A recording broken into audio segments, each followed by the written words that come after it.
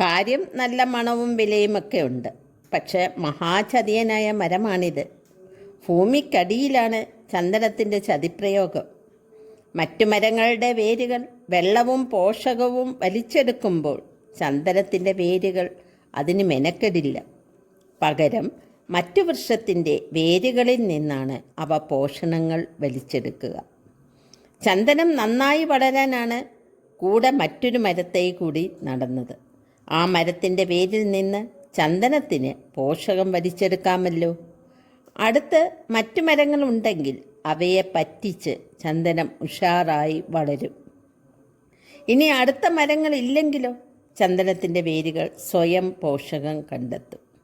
പക്ഷേ അത് വളരെ കുറവായിരിക്കും. ഇക്കാരണത്താൽ മരത്തിൻ്റെ വളർച്ച കുറയുകയും ചെയ്യും. അങ്കോലം, നെന്മാനിവാക, ഉങ്ങ് തുടങ്ങിയ മരങ്ങളാണ് ചന്ദനത്തിൻ്റെ കൂടെ നടാറ്. എന്നാൽ ചന്ദനത്തൈ നടുമ്പോൾ കൂടെ മറ്റൊരു മരവും കൂടി നടുന്നതിൻ്റെ കാരണം ഇതാണ്. വീഡിയോ ഇഷ്ടപ്പെട്ടെങ്കിൽ ലൈക്കും ഷെയറും ചെയ്യുമല്ലോ.